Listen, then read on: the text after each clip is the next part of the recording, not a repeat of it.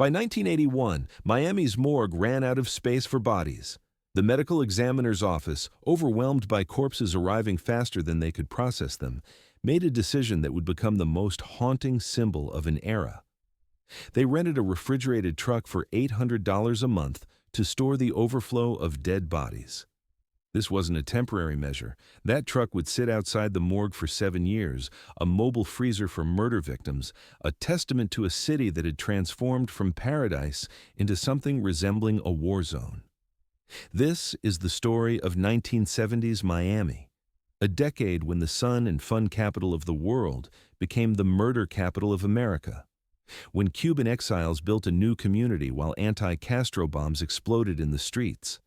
When disco balls spun in glamorous nightclubs while cocaine cowboys executed rivals in shopping mall parking lots. When beautiful Art Deco buildings crumbled toward demolition even as activists fought desperately to save them. It was a city of impossible contradictions, where paradise and nightmare existed on the same streets, sometimes in the same moment. How does a place transform so completely? How does America's playground become its most dangerous city? The answer lies in the collision of forces that converged on Miami in the 1970s, turning a sleepy retirement town into the epicenter of the largest drug smuggling operation in American history.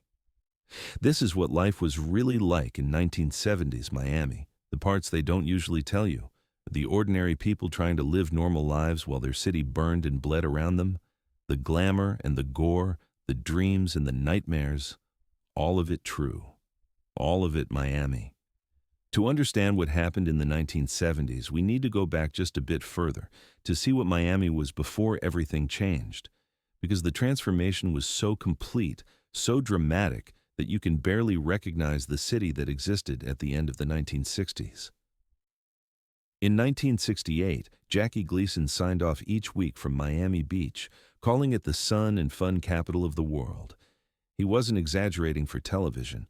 Miami in the late 60s was genuinely a paradise for tourists and retirees. The beaches stretched white and pristine along the Atlantic.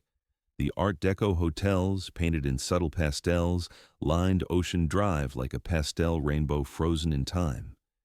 These architectural gems from the 1930s and 1940s had been built in an era of optimism, their streamlined curves and geometric patterns embodying faith in the future. They stood as monuments to American design, unique in all the world. Tourists came in waves, families seeking sunshine, couples on honeymoons, northerners escaping brutal winters. They filled the hotels, crowded the beaches, ate in the restaurants, and spent their money freely. The economy hummed along, predictably. Hotel owners knew what to expect each season. Small businesses catered to the steady flow of visitors and the growing population of retirees who were making Miami their permanent home. The city had a certain sleepy charm to it. Life moved at a relaxed pace. People knew their neighbors. Crime existed, certainly, but it was manageable, predictable. Miami had the feel of a place that knew what it was and was comfortable being that. A tropical American city with a strong Jewish community, a growing Cuban population from the early waves of refugees, and a complex relationship with its black residents who lived in segregated neighborhoods like Liberty City and Overtown. But cracks were already showing in the facade of paradise. In August 1968, during the Republican National Convention held in Miami Beach, riots broke out in Liberty City. The powder keg of racial tension that existed beneath Miami's sunny surface had ignited. National Guardsmen arrived to restore order. The images broadcast across America showed a very different Miami than the one Jackie Gleason presented each week. This was the first warning that the paradise image was more fragile than it appeared. The Cuban community, already substantial by the late 60s, was establishing deep roots.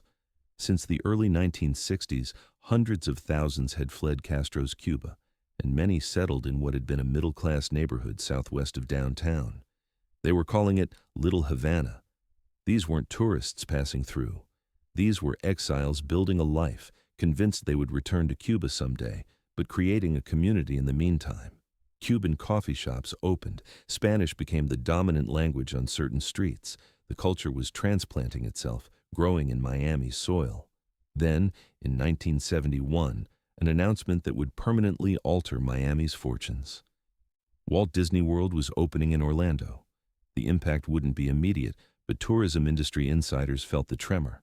Families who might have spent a week at Miami Beach could now go to the Magic Kingdom instead.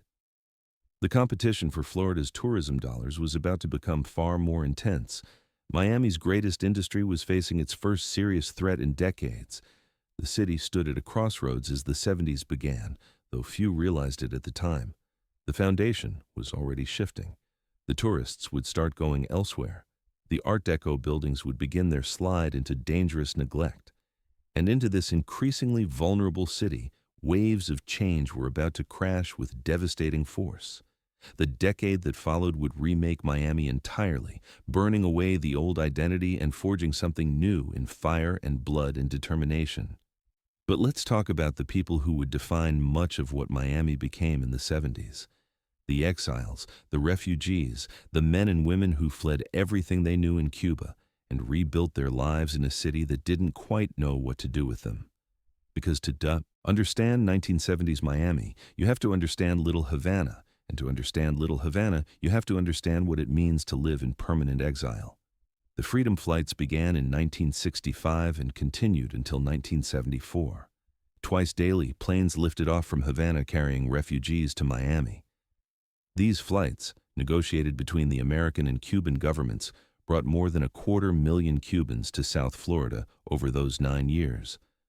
Unlike the first wave of exiles in the early 60s who were predominantly wealthy and educated, these flights reached deeper into Cuban society. The middle class came. Skilled workers came. People who had stayed in Cuba hoping things would improve, but finally decided they couldn't wait any longer. They arrived with the clothes on their backs and whatever they could carry. Castro's government allowed them almost nothing. No wealth, no property titles, no valuable possessions. They came stripped of everything material, carrying only their skills, their determination, and their dreams of return. Because almost every single one believed they would go back to Cuba. They weren't immigrating to America. They were temporarily displaced, waiting for Castro to fall so they could reclaim their homeland. This belief shaped everything about how they built their community in Miami. The neighborhood southwest of downtown, the area that would become known as Little Havana, grew organically. Cubans gravitated there because other Cubans were already there. Spanish-speaking businesses opened to serve Spanish-speaking customers. The architecture reminded them of home. The climate felt familiar. But more than physical similarities, they created something psychological. A place where being Cuban wasn't being different. A place where you could maintain your identity fully while waiting to return to the island 90 miles away that you could never stop thinking about. Walk down Calle Ocho, Southwest 8th Street, in the mid-1970s, and you entered another world.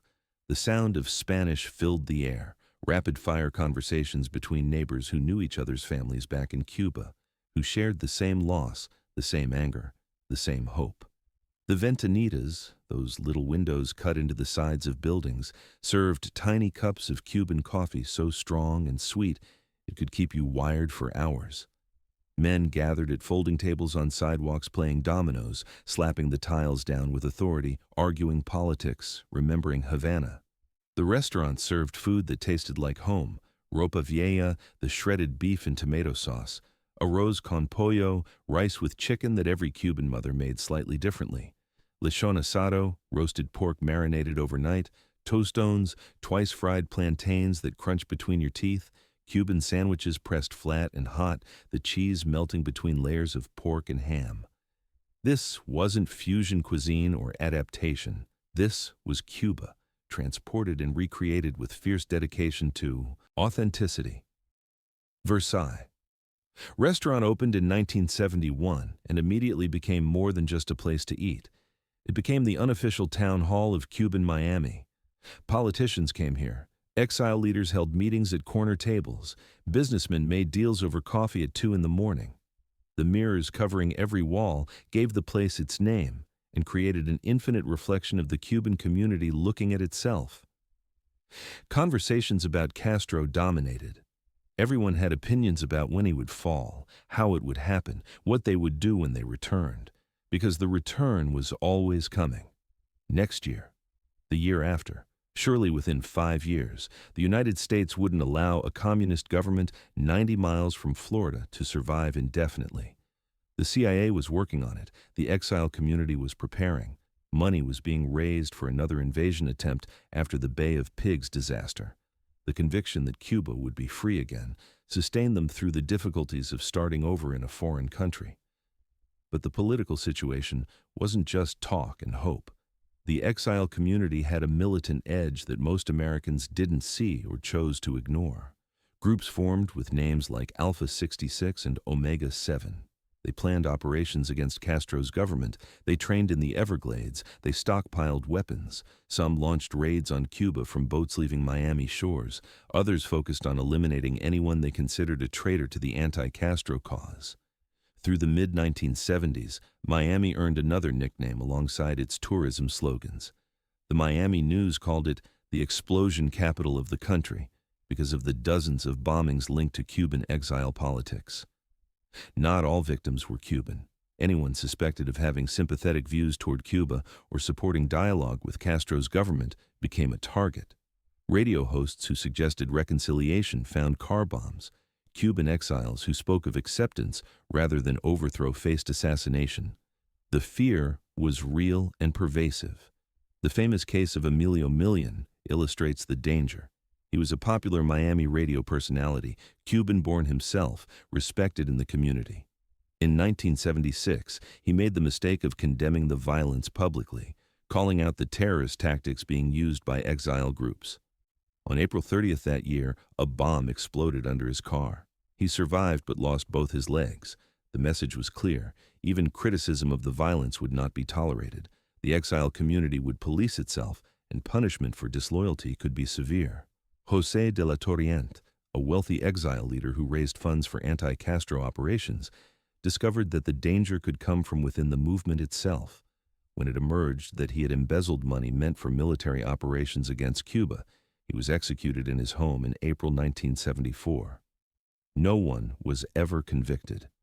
The Whisper Network in Little Havana said the exile community had dealt with him themselves, but focusing only on the Ibanid violence misses the fuller picture of what Little Havana was becoming. For every militant plotting against Castro, there were 100 ordinary people just trying to build decent lives for their families. They worked in airport jobs, in the garment factories that had opened in Hialeah, in restaurants and shops throughout the city. Cuban doctors drove taxis until they could navigate the licensing requirements to practice medicine again. Engineers worked construction, teachers cleaned hotels, they took whatever work they could find and saved their money. The children went to American schools, learning English, absorbing American culture in ways that sometimes disturbed their parents. Bilingualism became the norm in these families. Spanish at home, English at school, Cuban values and American opportunities mixing in complex ways. The younger generation didn't remember Cuba the way their parents did. For them, Miami was home, not a temporary stopping point. This generational divide would shape the community's future, though that wouldn't become clear until later. The cultural life flourished. Cuban theater groups performed in venues around Little Havana, staging plays that kept the artistic traditions alive. Musicians played traditional Cuban music while also incorporating American influences. The synthesis was beginning, even as everyone insisted they were maintaining pure Cuban culture. The truth was more nuanced. They were creating something new, Cuban-American, Miami Cuban. A culture shaped by exile, by proximity to but separation from the homeland, by the particular experience of building a community in this strange tropical American city. Religious faith ran deep. The Shrine of Our Lady of Charity, the patron saint of Cuba, opened in 1973 on the shore of Biscayne Bay in Coconut Grove. Thousands came to pray for the return to Cuba, for families still trapped on the island, for the dead, for the future. The shrine became a pilgrimage site, a place where the spiritual and political merged. Mary stood with arms outstretched toward Cuba, watching over the exiles, a symbol of hope and endurance. Domino Park, officially Maximo Gomez Park, became an institution. Old men gathered there every day to play, the click of the tiles providing rhythm to their conversations. They remembered Cuba before Castro. They complained about American politics. They argued about baseball. They watched the younger generation pass by and worried about assimilation. The park was a piece of Cuba preserved in time, a place where the language never changed and the concerns remained familiar. Little Havana by the mid-70s had become its own city within the city. Over 90% Latino, predominantly Cuban, it functioned semi-independently from the broader Miami area. You could live your entire life in Spanish here. Do all your business in Spanish, watch Spanish television, listen to Spanish radio, read Spanish newspapers. The only time you needed English was for official government business, and even then, translators were increasingly available. But this insularity created tension with other Miami residents. Black Miamians in Liberty City and Overtown, already marginalized and struggling economically, watched as Cubans received assistance from the federal government that they had never received.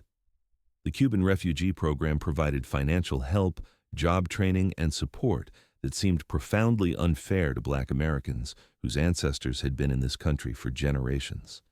The resentment simmered. White residents, particularly those from the South, who valued Miami's segregated past, didn't know what to make of this massive demographic shift. Miami had been their city, Southern in character, comfortable in its hierarchy. The Cuban influx disrupted everything. By the mid-70s, the Cuban population in Dade County was approaching 500,000. The city was changing its character fundamentally, becoming more Latin American than American South. Many white residents simply left, moving north to Broward County or out of Florida entirely. The transformation of Miami through Cuban immigration can't be understood as simple or one-dimensional. It brought energy and entrepreneurship. It brought pain and violence. It brought cultural richness and political extremism. It remade the city's identity, while the city reshaped the Exiles into something they hadn't expected to become. Permanent Cuban Americans, not temporary refugees. They didn't know it yet in the mid-70s, but Castro wasn't falling soon. Little Havana wasn't temporary. They were home, whether they wanted to admit it or not. And this community, still finding its footing, still nursing its wounds, still clinging to hope of return, was about to face even more upheaval. Because while Little Havana was becoming the heart of Cuban Miami, other forces were gathering that would push the city toward chaos. The stage was set, the actors were in position, and the violence that would define the late 70s was about to begin. But before we get to the blood and chaos, we need to understand what was happening to the Miami that tourists had loved. Because while Little Havana was building and growing, the paradise that Jackie Gleason had celebrated was crumbling. The tourism industry that had sustained Miami for decades was collapsing, and the city was desperately trying to figure out what came next. The year 1972 should have been triumphant for Miami Beach. The Democratic National Convention came to town in July. This was supposed to be Miami's moment on the national stage, a showcase of the city's ability to host major events, a demonstration that the sun and fun capital could handle serious political business. Instead, it became a disaster that broadcast Miami's problems to the entire nation. Protesters flooded Miami Beach. Anti-Vietnam War demonstrations clashed with police. The streets outside the convention center looked like a war zone. Tear gas drifted through the Art Deco district. Riot police in formation moved through crowds. The television cameras that were supposed to show off Miami's beauty instead captured chaos. The Democratic Party's internal divisions were on full display, and Miami Beach was the stage for national dysfunction. Then, just a month later in August, the Republican National Convention also came to Miami Beach. More protests, more police confrontations, more images of discord transmitted to American living rooms.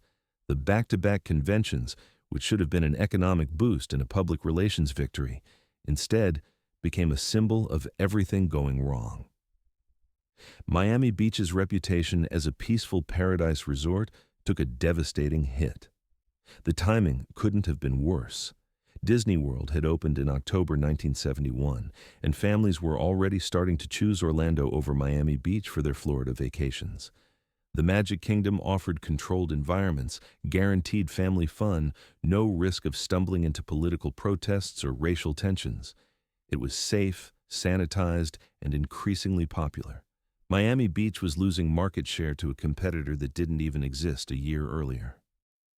The economic impact rippled through the city quickly. Hotels that had been booked solid for decades started seeing vacancies. Restaurants that counted on tourist traffic struggled. Jobs disappeared. Real estate values stagnated. The city government, dependent on tourism tax revenue, faced budget pressures. The entire economic model that Miami Beach had built over 50 years was breaking down, and nobody knew how to fix it. The city tried rebranding. Instead of chasing tourists, they would pursue retirees. The greatest generation and silent generation were reaching retirement age, and Florida had always been attractive to older Americans seeking warm weather and no state income tax. Developers and real estate agents targeted them aggressively. Come to Miami Beach, live out your golden years in paradise, affordable apartments, close to the beach, Jewish community if you want it, Cuban community if you're open to it, warmth and sunshine guaranteed. The strategy worked, sort of. Retirees did come, but this created its own problems. Retirees don't spend money the way tourists do. They're on fixed incomes, careful with their budgets. They're not eating at expensive restaurants every night. They're not going to shows. They're not buying souvenirs. They're living modestly on Social Security and pensions. The economic injection they provided was a trickle compared to the flood of tourist dollars that used to flow through Miami Beach. And marketing yourself as a retirement community has image problems. Miami Beach started being perceived as old, a place where young people's grandparents went to wait out their final years. Not exciting, not glamorous, not fun. The city that had once embodied youth and vitality was becoming associated with shuffleboard and early bird dinner specials. Lenny Bruce's quote captured the shift perfectly. Miami Beach is where neon goes to die. The lights were still on, but they were flickering. The Art Deco buildings, those architectural treasures that made Miami Beach unique, were falling into serious disrepair. Many had been built in the 1930s and 1940s. By the 70s, they were 40 years old, and proper maintenance had been neglected. Paint peeled, structural problems developed. They needed expensive renovations that many owners couldn't afford or wouldn't invest in. After all, if tourism was declining and the future looked uncertain, why sink money into old buildings? Developers saw opportunity in the decay. Tear down these old, outdated structures and build modern high-rise condominiums. That was the path forward. Modern buildings for modern times. The old Art Deco style was out of fashion anyway. Most people considered it tacky, embarrassing, a reminder of an unsophisticated past. The sleek glass and steel towers going up in other cities, that was the future. Miami Beach needed to modernize or die. So the demolitions began. The South Beach Pier, which had once been home to Minsky's famous burlesque club and served as a community gathering place for fishing and dancing, was overrun with drug dealers by the mid-70s. Rather than clean it up, the city demolished it. Another piece of Miami Beach's history erased. The message was clear. The old Miami wasn't worth saving. Block after block of Art Deco hotels faced the wrecking ball. The buildings that gave Miami Beach its distinctive character, that made it architecturally significant unlike anywhere else in America, were being destroyed as fast as demolition crews could work. Few people seemed to care. They were just old buildings, relics. In the way of progress, some places tried to hang on. The Fontainebleau Hotel, built in 1954 in the Miami modern style, maintained its glamour. Frank Sinatra had performed there. The Rat Pack had made it famous. It represented a different era of Miami Beach, the 50s and early 60s, when being seen there meant something. But even the Fontainebleau was struggling in the changed environment of the 70s. The Festival of Sex showed up next to fruit markets on Washington Avenue. The contrast captured the city's identity crisis perfectly. Retirees living in cheap apartments next to adult theaters, families trying to enjoy the beach while drug dealers worked the corners. The old Miami Beach culture existing in increasingly uncomfortable proximity to the new realities of urban decay and social breakdown. Freedom Tower, the building where Cuban refugees had been processed in the 60s, closed its federal operations in 1972. It was sold to private buyers who converted it into condominiums, trying to attract those retirees the city was courting. The building stood as a symbol of how quickly things changed. Just a few years earlier, it had been the entry point for thousands of refugees. Now it was market-rate housing. The Cuban story and the real estate story of Miami were always intertwined. By the mid-70s, Miami Beach felt like a place in decline. The glory days were clearly over. The future looked grim. Property values dropped. Crime increased. The wealthy moved away. Anyone with resources sought somewhere better to live. What remained was a strange mix of elderly retirees on fixed incomes, poor immigrants trying to get a foothold, a shrinking middle class hanging on out of stubbornness or lack of options, and increasing numbers of people existing in the gray economy of drugs and crime. The city government tried various schemes to reverse the decline. Business associations proposed new developments. Chambers of commerce ran promotional campaigns. Nothing seemed to work. The fundamental problem was that Miami Beach had lost its identity. It wasn't the paradise destination anymore. It wasn't successfully the retirement community. It was something in between, and that in-between space was uncomfortable, undefined, sliding toward something worse, and nobody was coming to save them. The federal government had its attention elsewhere. The state of Florida was investing in Orlando, protecting its new golden goose. Miami was left to solve its own problems with limited resources and no clear vision of how to do that. The stage was set for something to fill the void that paradise left behind. Miami Beach was vulnerable in ways it had never been before, economically desperate, physically deteriorating, politically directionless. What came next would be worse than anyone imagined, but it would also bring money, enormous amounts of money, enough money to quite literally build a new city. The question was whether Miami would survive long enough to spend it. The year was 1975, and while Miami Beach struggled with tourism decline and Little Havana built its exile community, something new was arriving in South Florida that would change everything. Cocaine was coming to Miami, and it was coming in quantities that would make the city the drug capital of not just America, but the entire world. Pablo Escobar and the Medellin cartel had been building their cocaine empire in Colombia for years, but they needed a reliable route into the United States. Mexico wasn't yet the dominant pathway it would become later.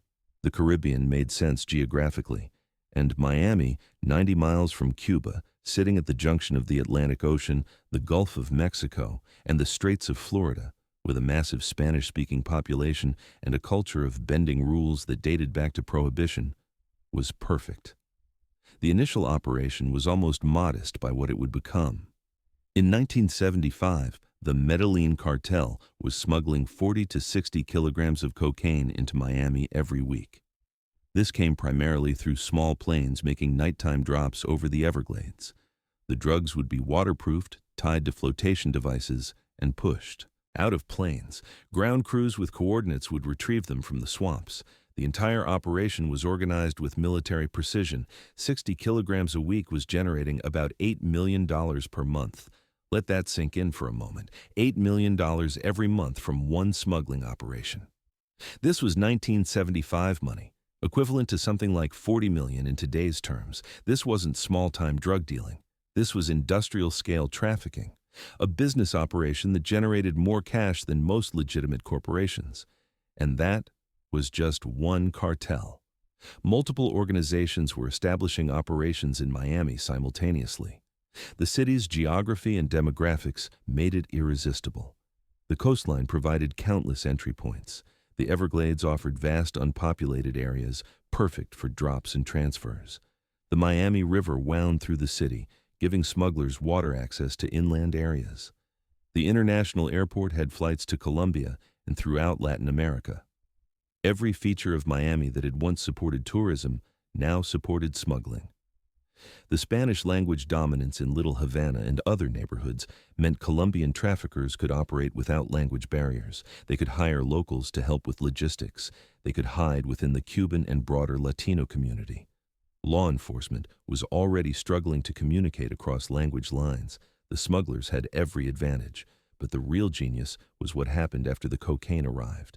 The money had to be laundered, transformed from drug cash into apparently legitimate funds.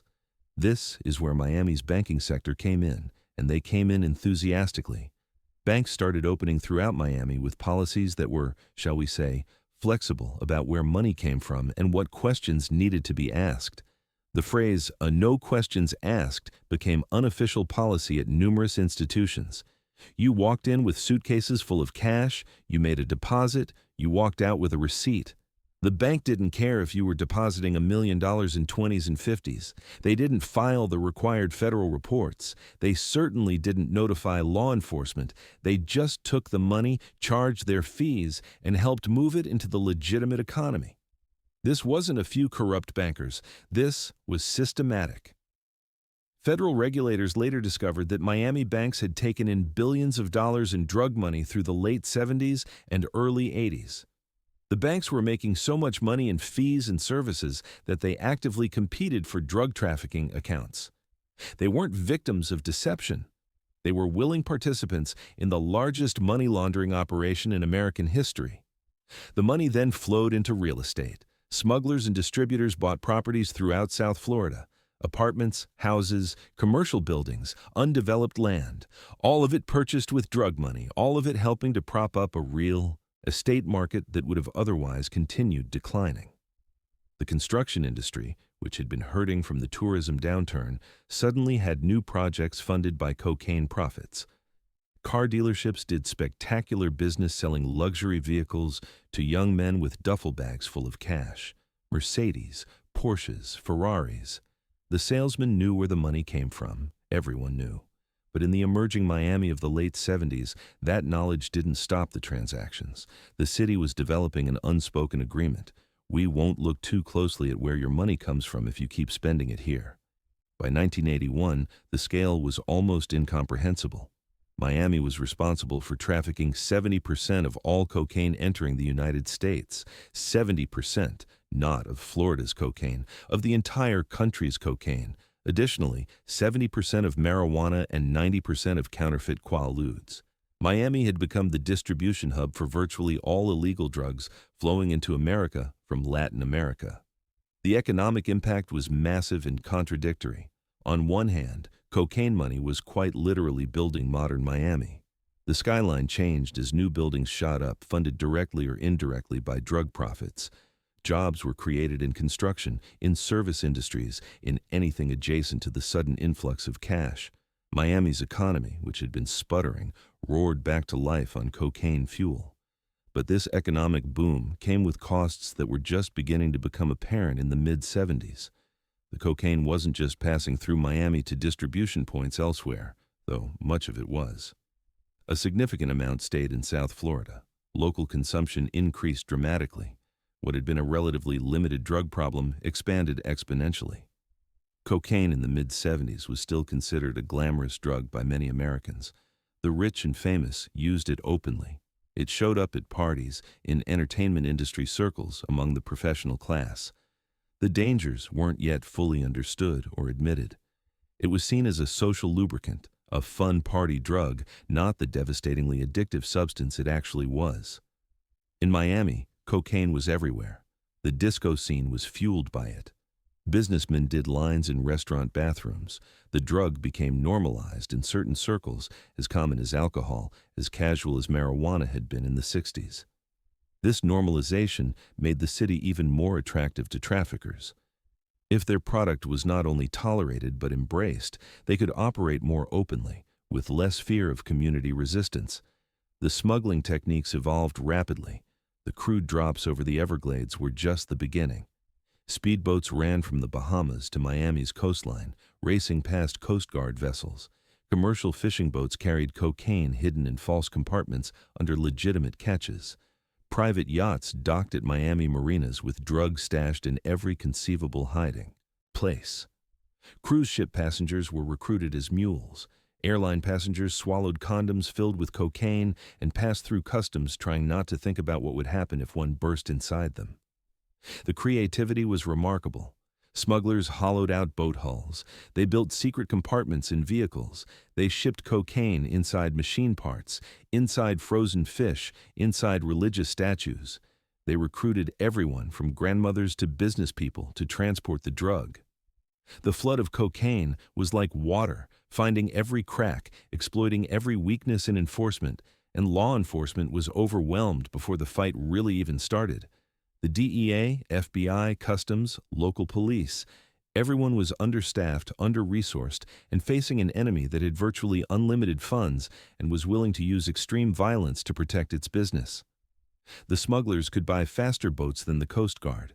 They could pay for better intelligence about law enforcement operations. They could corrupt officials at every level with bribes that exceeded annual salaries. The money created its own gravitational pull. Every month, more cocaine arrived. Every month, more cash needed laundering. Every month, the operation expanded. By the late 70s, the Medellin cartel alone was moving tons of cocaine through Miami annually, not kilograms, tons. The scale was almost impossible to grasp. And with that much money at stake, with that much cocaine flowing through the city, violence was inevitable. The first real warning came in 1979, but people had already been dying. Drug debt collectors had been quietly eliminating people who stole product or failed to pay. But these were private murders, bodies found in canals or vacant lots, deaths that didn't make headlines. The violence was building toward something larger, something that couldn't be ignored. Miami in the late 70s was being transformed at the molecular level by cocaine money. The real estate market that should have been dying was booming.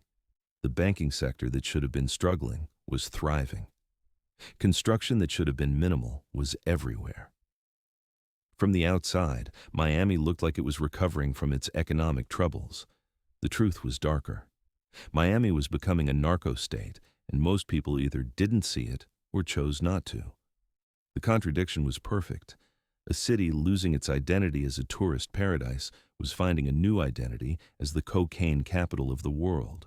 A city that had built itself on the idea of fun in the sun was rebuilding itself on drug money while corpses piled up in morgues. The paradise myth and the drug reality existed side by side, feeding off each other in increasingly disturbing ways. And through all of this, ordinary Miamians tried to live their lives. They went to work, raised their families, hoped for better times. Some benefited from the cocaine economy without touching the drugs themselves. Construction workers had jobs.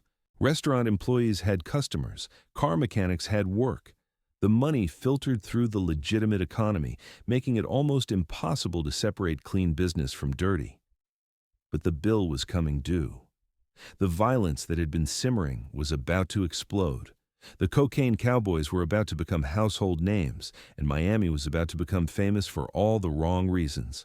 While cocaine money rebuilt the city's economy in secret, Miami's nightlife was experiencing its own transformation, one that everyone could see. The disco era hit Miami with particular force, creating a scene that was simultaneously glamorous and dangerous, a perfect expression of everything the city was becoming. Disco music was born in New York, but Miami claimed it and made it their own. Casey and the Sunshine Band were putting Miami on the international music map with hits that defined the genre. Get Down Tonight. That's the Way I Like It. Shake Your Booty. These weren't just songs. They were anthems for an era, infectious grooves that got everyone moving, sounds that promised endless good times. The band had come out of TK Records, a Miami label that became legendary in the disco world. TK Records was founded by Henry Stone, a local music entrepreneur who understood that Miami's unique cultural mix could produce something special. The Latin rhythms that permeated Little Havana, the funk and soul from the black community, the pop sensibilities that appealed to mainstream audiences, TK mixed them all together and created the Miami sound. Other artists followed. George McRae's Rock Your Baby became the first disco song to hit #1 on the pop charts in 1974. Betty Wright brought soul power to the mix. Foxy, a Latin American disco group, had hits that got played in clubs worldwide. Miami was competing with New York as a disco capital, and in many ways winning. The city's music scene was on fire, literally and figuratively. The clubs themselves became legendary. Club 1235 opened and immediately attracted a crowd that mixed tourists, locals, Cuban Americans, and the increasing number of young people with mysterious wealth who were really drug dealers trying to look legitimate. The dance floor was packed every night. The lights flashed in synchronized patterns. The bass thumped so hard you felt it in your chest before you heard it in your ears. But the mutiny at Coconut Grove was something else entirely. This wasn't just a nightclub. It was a hotel, club, and de facto headquarters for the cocaine trade all in one location. The mutiny became the place where the cocaine cowboys went to celebrate, to party, to spend the money they were making hand over fist. The club actively courted their business, creating an environment where drug dealers felt comfortable, even celebrated. The scene at the mutiny was surreal. Young men in expensive suits arrived in Ferraris and Porsches. Women in designer dresses sparkled with jewelry. Champagne flowed like water. Tables were covered with food that went uneaten because everyone was too high on cocaine to eat. The bathrooms were constantly occupied by people doing lines. The drug wasn't hidden. It was part of the atmosphere, as accepted as drinking, more prevalent than smoking. Celebrities mixed with criminals. Athletes partied with smugglers. Pilots who flew cocaine runs danced with models. The line between legitimate nightlife and drug culture didn't just blur at the mutiny. It disappeared entirely. This was where the cocaine economy celebrated itself, where the money that was rebuilding Miami came to play. Other clubs competed for the same crowd. Each tried to create an experience that would attract the big spenders who never checked prices because they had more money than they could ever spend. The bottle service was extravagant. The VIP sections were exclusive but accessible if you flashed enough cash. The DJs played until sunrise and beyond. The party never really stopped. The fashion was spectacular and ridiculous in equal measure. Platform shoes with heels so high walking was a challenge. Bell-bottom pants so wide they looked like skirts. Shirts unbuttoned to the navel with gold chains nestled in chest hair. Women in sequined halter tops and tight jeans. Everyone looked like they were trying to outshine everyone else. The competition for glamour was fierce and constant, and the drugs were everywhere. Cocaine was the drug of choice, obviously, given what was happening in the city. But Quaaludes, called disco biscuits, were almost as popular. They produced a different high, more relaxed, less intense than cocaine. People took them to smooth out the edges of the coke, to help them come down, to add variety to their pharmaceutical adventures. The combination of uppers and downers kept the party going around the clock. The disco scene wasn't separate from the cocaine trade. It was an integral part of it. The clubs were where deals got made. A conversation on the dance floor could lead to $1 million cocaine transaction the next day. The relationships formed in the clubs created the networks that distributed drugs throughout the city and beyond. Business and pleasure weren't just mixed, they were inseparable. For ordinary Miamians who weren't part of the drug world, the disco scene offered escape. You could go dancing, lose yourself in the music and lights, forget about the violence and decay happening in other parts of the city. The clubs were fantasy spaces where problems disappeared for a few hours. The democracy of the dance floor meant that, in theory, anyone could participate regardless of who they were or where they came from. But the reality was more complicated. The clubs were expensive. Even if you could afford the cover charge, you couldn't keep up with the spending of the drug dealers buying bottle after bottle of champagne, tipping in $100 bills, creating a luxury atmosphere that regular people couldn't match. The cocaine cowboys set the tone, and everyone else had to adjust or feel out of place. The music itself was evolving. The Latin influences that had always been part of Miami's sound became more prominent as the disco era progressed. Salsa rhythms infiltrated disco tracks, Spanish lyrics mixed with English. The sound was becoming distinctly Miami, a hybrid that couldn't have come from anywhere else. This was the beginning of what would eventually become the Miami sound of the 80s, the Latin freestyle that would dominate the next decade. Gloria Estefan and the Miami Sound Machine were just starting in the late 70s, playing small clubs, developing the style that would make them international stars. They embodied the cultural fusion happening in Miami, Cuban heritage meeting American pop, creating something new and infectious. Their success was still years away, but the groundwork was being laid in the sweaty clubs of late 70s Miami. The contrast between the glittering nightlife and the city's growing problems created cognitive dissonance. How could Miami be both a playground and a war zone? How could people be dancing and celebrating while murder rates climbed? The answer was that people were compartmentalizing, creating separate realities that could somehow coexist. In the clubs, everything was beautiful and exciting. Outside, the streets were increasingly dangerous. You chose which reality to live in moment by moment. The disco era in Miami represented the city at its most contradictory. The glamour was real. The music was genuinely great. The cultural energy was undeniable. But it was all happening on top of a foundation of violence and illegal money. The beautiful surface and the dark depths couldn't be separated. They were the same thing viewed from different angles. For tourists who still came to Miami, the disco scene was part of the appeal. You could go to New York for clubs, sure, but Miami had clubs plus beach plus year-round warmth. The city was marketing itself as sophisticated and fun, trying to shed the retirement community image. The disco explosion helped with that. Young people were coming to Miami again, even as other tourists stayed away. They came for the music, the parties, the sense that anything could happen in this tropical American city where the rules seemed different than everywhere else. The disco scene would eventually fade, as disco itself fell out of fashion in the early 80s. But while it lasted, it was glorious and terrible, a perfect representation of what Miami had become. A city where paradise and nightmare danced together to a pulsing beat, where you could lose yourself in the music and forget, at least temporarily, that the city was slowly consuming itself from within. But we can't stay in the clubs forever. We need to talk about what daily life was actually like for the people who lived in Miami through this era. Because most Miamians weren't drug dealers or disco celebrities. They were ordinary people trying to navigate a city that was transforming around them in ways that made every day feel uncertain. Wake up in Little Havana in the mid-70s, and the first thing you notice is the sound. Spanish flowing from apartments, mixing with music from radios. Salsa beats drifting through open windows.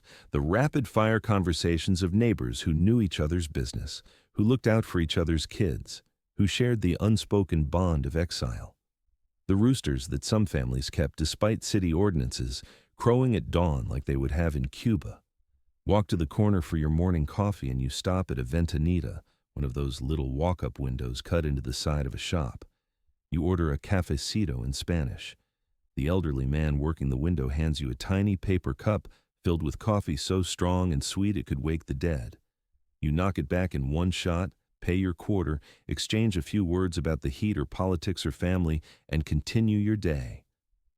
This ritual repeated thousands of times across Little Havana every morning, a connection to a way of life that predated Miami. If you lived in Miami Beach, your morning looked different. Maybe you're a retiree, one of the thousands who came seeking affordable living and year-round warmth.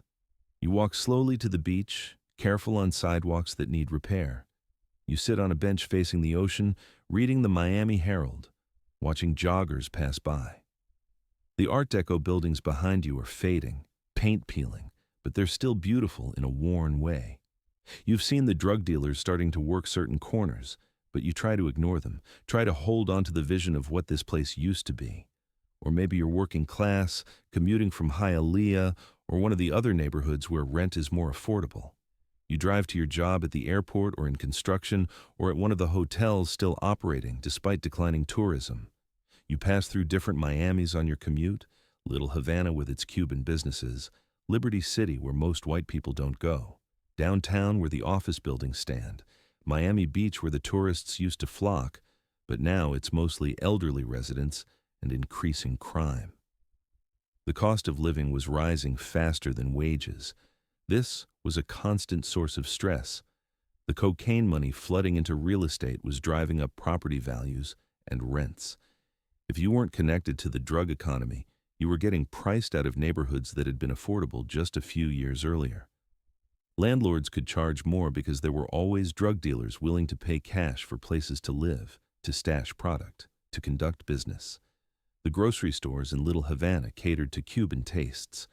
You could buy plantains, yuca, malanga, all the ingredients for traditional Cuban cooking. But the prices were higher than they used to be. Everything was more expensive. The economic boom that Miami was supposedly experiencing wasn't reaching ordinary families. They were being squeezed between rising costs and stagnant wages. watching the rich get richer, while they struggled to keep up. If you had kids, you worried about the schools. Miami's school system was dealing with massive demographic changes, new students arriving from Cuba and other Latin American countries who needed English language instruction. Integration continuing in complicated, often troubled ways. White flight meant certain schools were losing resources while others became overcrowded. Parents tried to navigate which neighborhoods had better schools, but that often meant which neighborhoods you could afford, which brought you back to the economic pressure of cocaine money inflating housing costs. The beach was free and families used it. On weekends, you'd pack a cooler with food, grab towels and a radio, and spend the day on the sand. The water was warm and beautiful. The sun felt good. For a few hours, you could pretend Miami was still paradise. You could ignore the drug dealers doing business in parked cars in the lots behind the beach. You could ignore the occasional tension when different groups claimed adjacent pieces of sand. You could just be a family enjoying the ocean. But the violence was becoming impossible to ignore by the late 70s. You started hearing stories. Someone's cousin knew someone who got shot in a drug deal gone wrong. Someone's neighbor disappeared and turned up dead in the Everglades. These weren't abstract news stories. They were touching people you knew, people in your community. The violence that had seemed distant was getting closer. The racial tensions added another layer of stress to daily life. Black Miamians watched Cubans receive government assistance while they struggled without similar support. They saw Cubans opening successful businesses while Black-owned businesses remained undercapitalized. The resentment was understandable and growing. Meanwhile, Cuban Americans felt they had earned their success through hard work and sacrifice, that they hadn't been given anything for free despite government assistance. Both communities felt aggrieved, both had legitimate complaints, and the tension simmered. If you were a white Miamian who had lived in the city for decades, you barely recognized it anymore. The southern city you knew had been replaced by something Latin American in character. Spanish was everywhere. The culture had shifted in ways that made you feel like a stranger in your own hometown. Many left. Those who stayed either adapted or lived in isolated enclaves, trying to maintain the old ways in a city that had moved on. Going out at night required calculation. Which neighborhoods were safe? What time was too late? Should you avoid certain streets entirely? The calculations changed month by month as the violence spread. Areas that had been fine became dangerous. The sense of security that residents once took for granted was evaporating. People became more careful, more cautious, more aware that Miami was no longer the safe, predictable city it had been. The police weren't. Trusted by large segments of the community. Black Miamians had long experience with police brutality and harassment. Cuban Americans often saw police as either corrupt or ineffective. The breakdown in trust between law enforcement and communities meant that crimes went unreported, witnesses didn't come forward, and the cycle of violence continued unchecked. But people adapted because that's what people do. They found pockets of normalcy. They created routines that felt safe. They built communities within the chaos. The churches remained important community centers. The schools, despite their problems, brought families together. The small parks where kids could play became precious spaces. Life continued even as the city transformed around them. The hospitals were dealing with an increasing number of gunshot victims. Emergency rooms in the late 70s started seeing patterns they had never encountered before. Young men with multiple gunshot wounds from automatic weapons, drug overdoses becoming more common, violence-related trauma overwhelming facilities designed for typical medical emergencies. The healthcare workers could see what was happening to Miami even if many residents tried to look away. Social services were stretched thin. The combination of new immigrants needing assistance, rising poverty despite the economic boom, and increasing drug addiction created demands that existing programs couldn't meet. The agencies did what they could, but it was never enough. People fell through cracks that were becoming chasms. For kids growing up in Miami in the 70s, it was a strange childhood. The freedom and sunshine were real. You could ride your bike through neighborhoods, play outside until dark, swim in pools and ocean. But you also learned which streets to avoid, which older kids to stay away from because they were dealing drugs, which areas were claimed by gangs. You grew up faster than kids in safer cities, learning to read danger signals that children shouldn't have to recognize.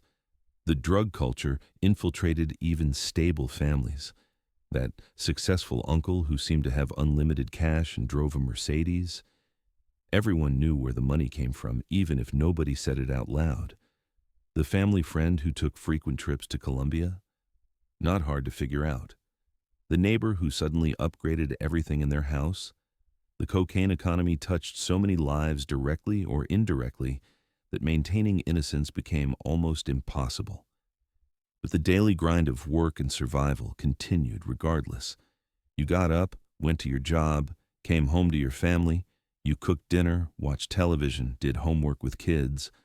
The routines of ordinary life persisted, even as the city descended into chaos around them. People are remarkably resilient when they have to be. Miami residents in the 70s demonstrated that resilience every day. The contrast between different neighborhoods could be jarring.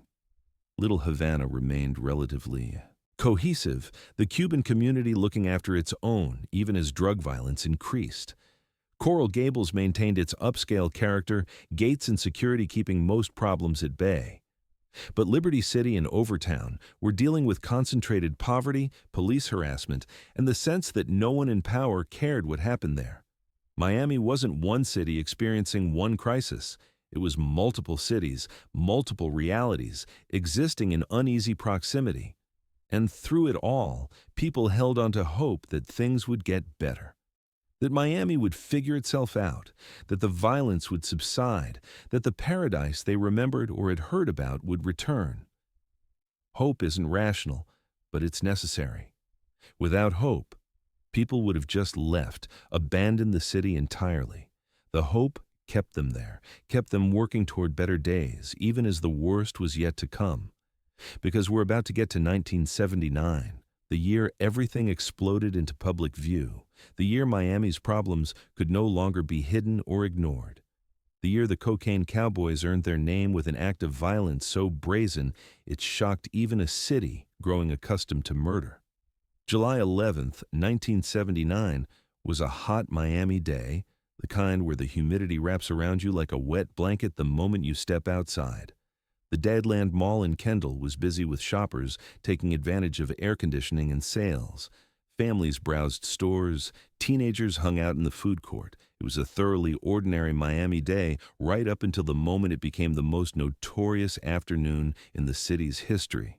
Jimenez Pineso was a mid-level drug trafficker, not particularly important in the hierarchy, but involved enough to have enemies. He had stopped at the Crown liquor store in the mall to pick up a bottle of scotch. Simple errand, in and out, but someone had been tracking him, waiting for an opportunity. In the cocaine trade, owing money or stealing product or simply being in the way of someone more powerful could be a death sentence. Pineso had crossed the wrong people. Two men entered the liquor store behind Pineso. They weren't hiding what they were doing. They walked in carrying submachine guns in broad daylight in a shopping mall full of families. The attack was instant and overwhelming. They opened fire on Pineso and his bodyguard, then turned their weapons on two employees working the counter. The sound of automatic weapons fire in the enclosed space must have been deafening. The two men didn't just shoot and run. They methodically ensured their targets were dead, firing multiple rounds into each person.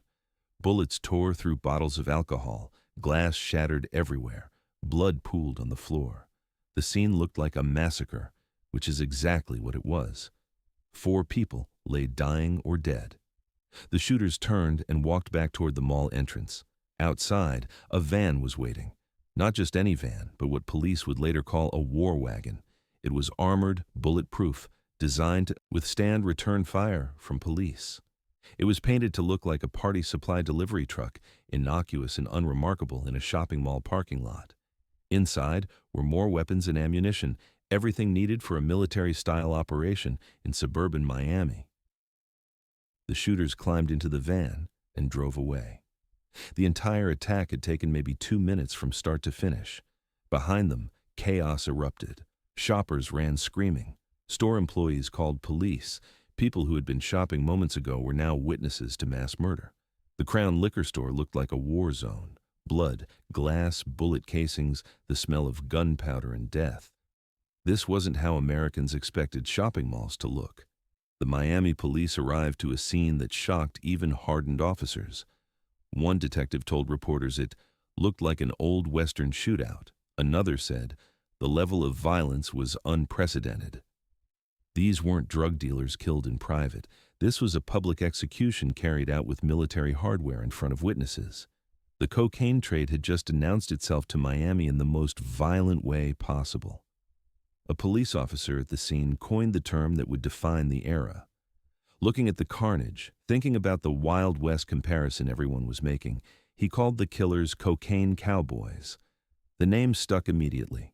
The media picked it up. Within days, everyone in Miami knew the term. The cocaine cowboys weren't a specific group. They were the entire ecosystem of drug traffickers who were turning Miami into something resembling the lawless American frontier of the 1800s. The Dadeland Massacre, as it became known, was just the beginning. It was the most visible, most public, most shocking murder of 1979, but it wasn't the only one.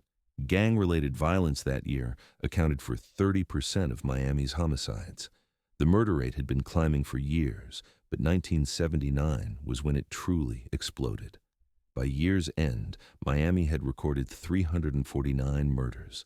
This was already the highest rate the city had ever seen, but it would get worse, much worse. The massacre at Dadeland wasn't a peak. It was a starting gun. The war for control of Miami's cocaine trade was heating up, and the violence that followed would make the Dadeland attack seem almost restrained by comparison.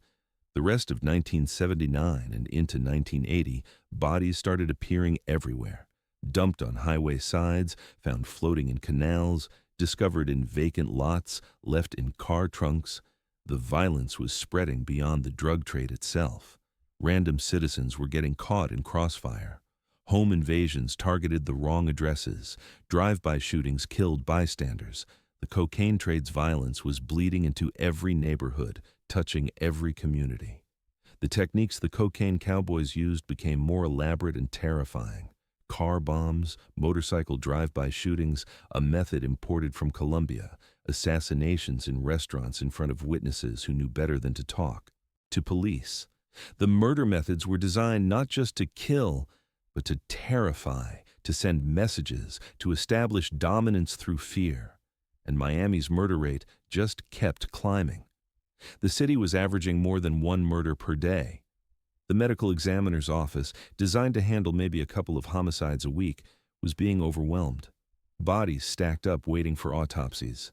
The morgue's refrigeration capacity couldn't keep up. This was when that refrigerated truck appeared, the one mentioned at the start. The most grotesque symbol of how far Miami had fallen from its paradise image. Law enforcement was completely outmatched. The police hadn't expanded to meet the population growth of the 70s. They were understaffed and under-resourced while facing criminals with unlimited money and military-grade weapons. The DEA and FBI were trying to help, but the scope of the problem was beyond anything they had experienced. Every arrest seemed to just create an opportunity for another trafficker. Every seizure was a fraction of the total cocaine flowing through the city. The public was terrified. Miami residents who had lived through the 70s watching the city change now felt genuinely unsafe. The violence wasn't staying in specific neighborhoods anymore. It was everywhere. A shopping mall in the suburbs wasn't safe. Your morning commute could put you in the wrong place when a drug deal went bad. The random nature of much of the violence made it impossible to feel secure anywhere. The business community was panicking. Whatever tourism was left was evaporating fast. Who wants to vacation in a city known for massacre-level violence? Companies were reconsidering their Miami operations. The downtown business district felt increasingly vulnerable.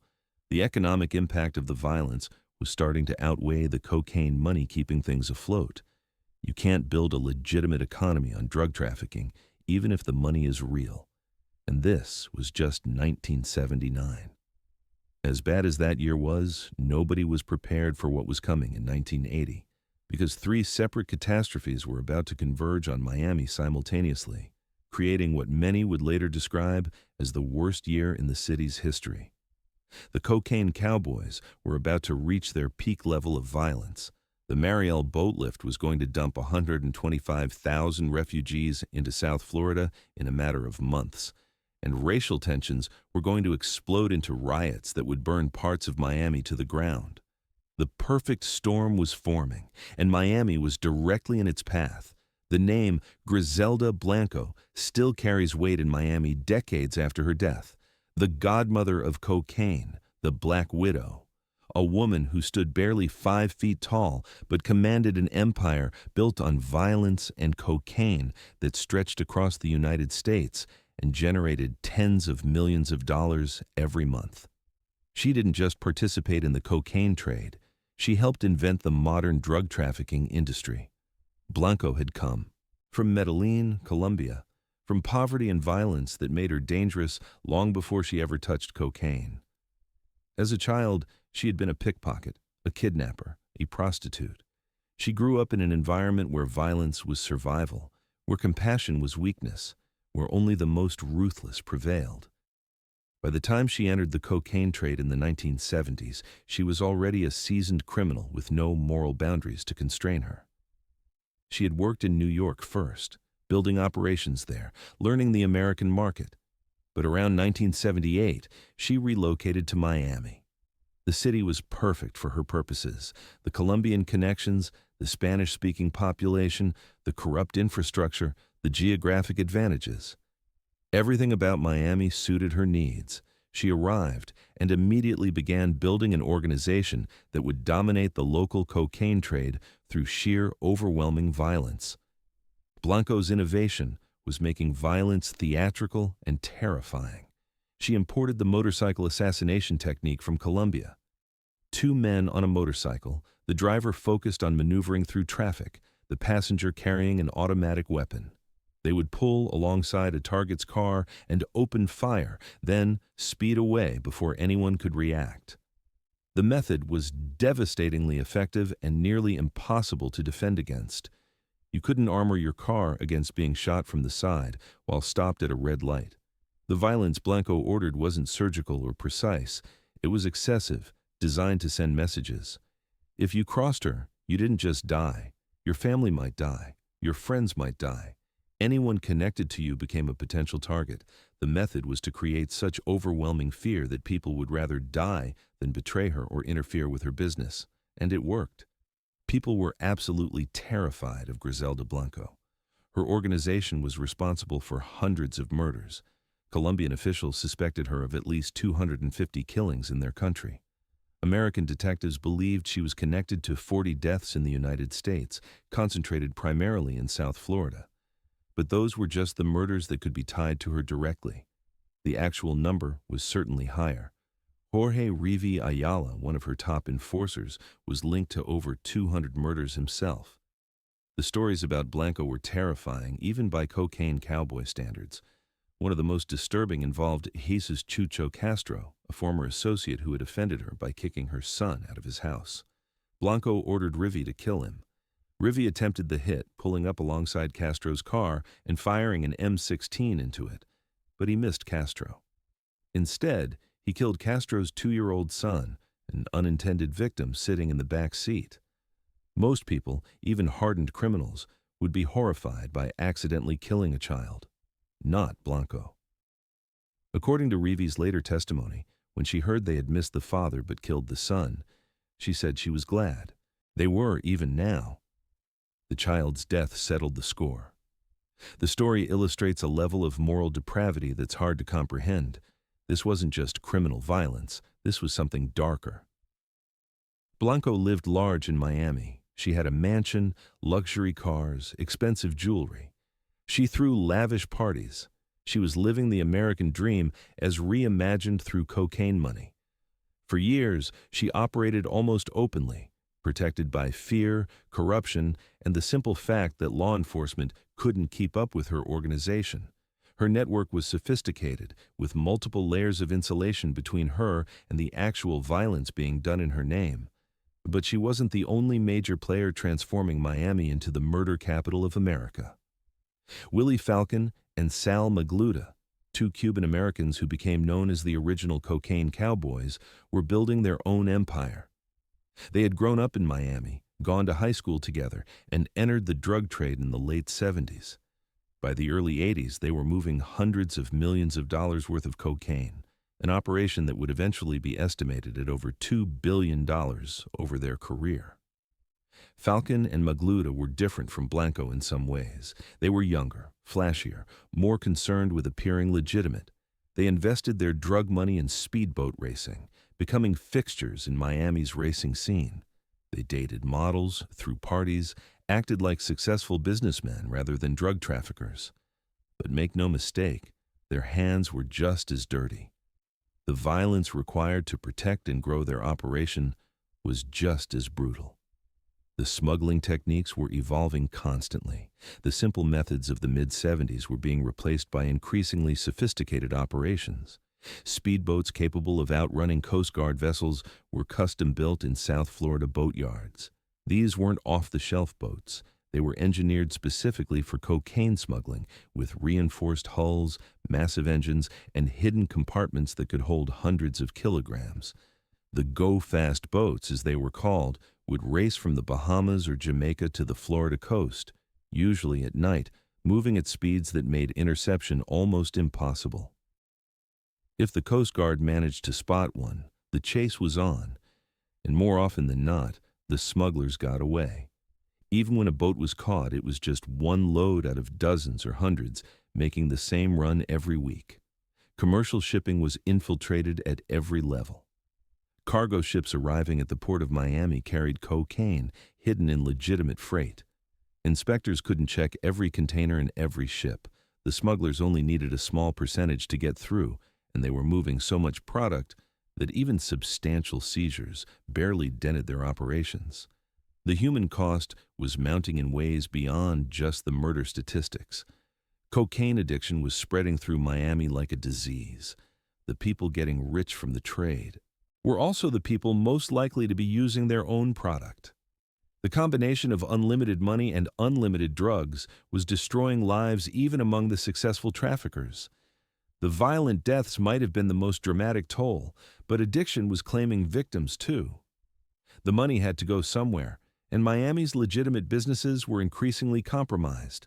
Car dealerships that accepted duffel bags of cash, real estate agents who didn't ask questions about buyers who paid for million-dollar properties in currency, restaurants that laundered money through their books, jewelry stores that sold Rolex watches and diamond rings to 25-year-olds with no visible means of legitimate income. The corruption infected nearly every sector of Miami's economy.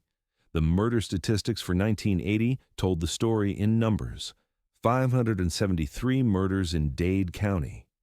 The homicide rate was among the highest in American history. But statistics don't capture what it felt like to live through it.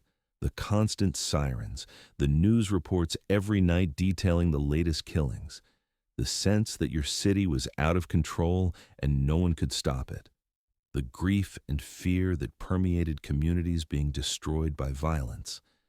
The cocaine cowboys were winning, not in the sense that they were defeating law enforcement, though they were doing that too.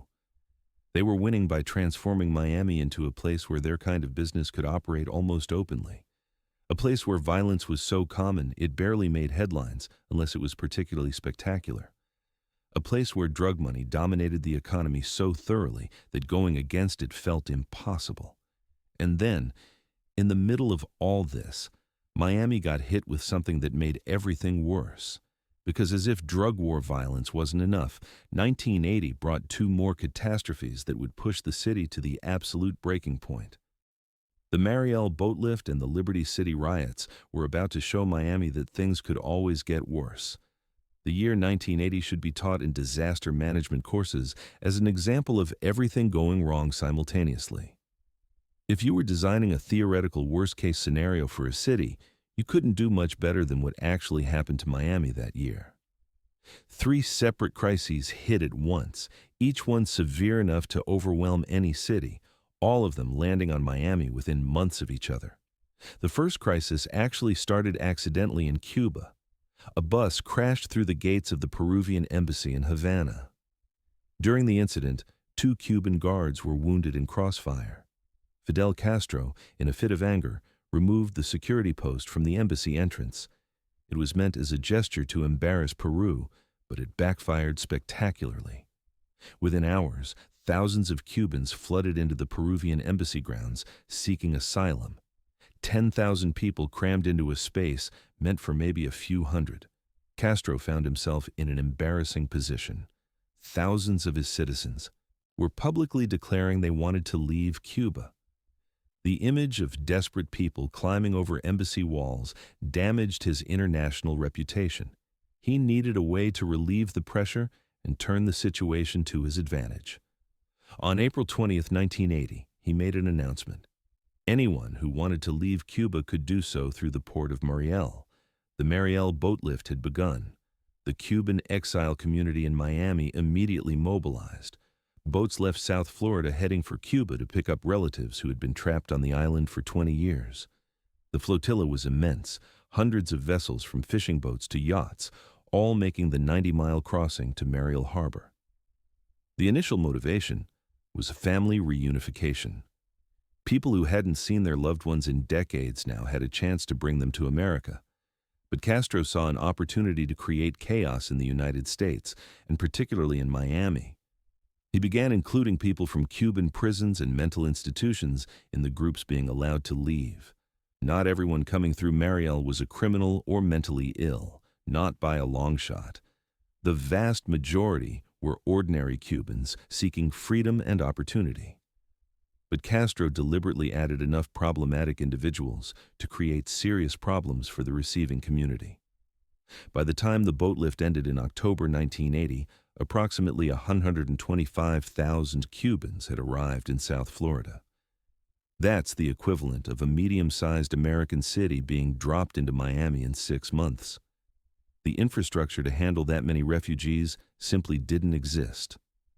Processing centers were overwhelmed, housing was inadequate, social services were stretched to the breaking point. The demographic differences between the Marielitos, as they came to be called, and earlier waves of Cuban refugees were significant. 71% were blue-collar workers, the working class that Castro's revolution had supposedly been made for. These were the very people who should have benefited most from Cuban socialism, and they were fleeing in massive numbers. But they weren't the educated professionals who had come in the 60s. They had fewer resources, fewer connections in Miami, less immediate ability to establish themselves economically. And then there were the criminals and mentally ill individuals Castro had deliberately included. The exact numbers are disputed, but estimates suggest between 2,000 and 7,000 people with criminal records or serious mental illness arrived in the boat lift. That's a relatively small percentage of the total, but it was enough to create enormous problems and, more importantly, to poison public perception of all Marielitos. The media coverage focused heavily on the criminal element. Images of refugees behind fences looking desperate and sometimes dangerous filled television screens. The narrative quickly became that Castro had emptied his prisons and mental hospitals into the United States. While this wasn't accurate as a description of the majority of Marielitos, it was true enough that it couldn't be easily dismissed. The public backlash was immediate and severe. Miami's Cuban community, which had been relatively well regarded as a refugee success story, suddenly found itself associated with criminals and the mentally unstable. The good refugees who had come earlier were now lumped in public perception with the bad refugees arriving through Mariel. The damage to Cuban Americans' reputation was significant and lasting. The city simply couldn't absorb 125,000 people in 6 months. Housing was impossible to find. The tent cities that sprang up to temporarily house Marielitos became semi-permanent. Finding jobs for that many people in a city with a complicated economy was essentially impossible. Many Marielitos ended up unemployed or underemployed, struggling to survive in a place that didn't want them and couldn't accommodate them. The strain on social services was catastrophic. Schools suddenly had thousands of new students who needed intensive English instruction. Health clinics were overwhelmed with people needing medical care they hadn't received in Cuba. Law enforcement had to deal with population growth without corresponding increases in resources. Every system was breaking down under pressure, and this was all happening while the cocaine violence was escalating. The murder rate for 1980 would reach 573, up from 349 in 1979. The morgue was so overrun with bodies that the refrigerated truck had to be rented. Miami was simultaneously a drug war zone and a refugee crisis, two catastrophes that interacted in destructive ways. Some Marielitos, desperate and lacking opportunities, entered the drug trade. It was one of the few industries actively hiring and willing to overlook lack of legal work authorization. The cocaine cowboys recruited from the new arrivals, finding people who had nothing to lose and were willing to do whatever it took to survive. This reinforced the public perception that Marielitos were criminals, even though the vast majority were not. But we're not done with 1980 yet. Because while Miami was dealing with cocaine violence and a massive refugee crisis, the city's long-simmering racial tensions were about to explode in the most destructive riot in Florida history. And it all started with a black insurance salesman named Arthur McDuffie. McDuffie was riding his motorcycle in Miami on December 17, 1979, when he ran a red light. Police gave chase. By the time they caught him, he was beaten so severely that he died from his injuries days later. The officers involved claimed he had crashed his motorcycle. The medical examiner's report made it clear that was a lie. McDuffie had been beaten to death. 4 white police officers were charged with manslaughter. The trial was moved to Tampa because finding an impartial jury in Miami was considered impossible. On May 17, 1980, all 4 officers were acquitted. The verdict came down on a Saturday afternoon. By evening, Liberty City was burning. The riot lasted 3 days. 18 people died, over 400 were injured, and hundreds of buildings were burned or looted. The images broadcast across the country showed a city in flames, mobs in the streets, violence seemingly everywhere. Liberty City and surrounding neighborhoods became war zones. Black residents, enraged by decades of police brutality and economic marginalization, exploded in fury. The riot wasn't just about Arthur McDuffie, though his death and the officer's acquittal were the immediate trigger. It was about every indignity, every injustice, every instance of discrimination that Black Miamians had endured. It was about watching Cuban refugees receive government assistance while Black Americans got nothing. It was about police harassment and economic exclusion and the sense that no one in power cared if Black people in Miami lived or died. The National Guard was called in. Police in riot gear filled the streets. The news coverage showed Miami as a city coming apart at the seams. For 3 days, parts of Miami genuinely looked like a war zone. Smoke rose from burning buildings. Gunfire echoed through neighborhoods. The violence was both random and targeted, expressions of rage that had been building for years with no peaceful outlet. So there was Miami in 1980, drug violence claiming over 500 lives, the morgue overflowing with bodies requiring refrigerated trucks to store them all, 125,000 Cuban refugees arriving in 6 months with nowhere to go and no resources to help them, parts of the city burning during 3 days of rioting. All of this happening simultaneously to one city over the course of 1 year. The image of Miami as paradise was dead. There was no coming back from this. Time magazine, one of the most influential publications in America, would run a cover story titled Paradise Lost that chronicled Miami's fall from grace. The story became definitive, the narrative that everyone referenced. Miami wasn't the sun and fun capital anymore. It was the murder capital, the drug capital, the riot-torn city, the failed state. The psychological impact on residents was profound. People who had lived through the 70s watching things slowly deteriorate now felt like they were living in apocalyptic times.